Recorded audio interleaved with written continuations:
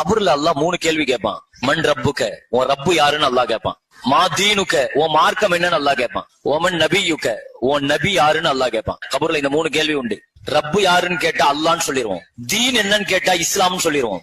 3வது கேள்வி ஒண்ணு இருக்குது பாருங்க. மன் நபியுக்க, உன் நபி யாருன்னு அல்லாஹ் கேட்பான். என் நபி முஹம்மது ஸல்லல்லாஹு அலைஹி வஸல்லம் சொல்லிடுவோம்.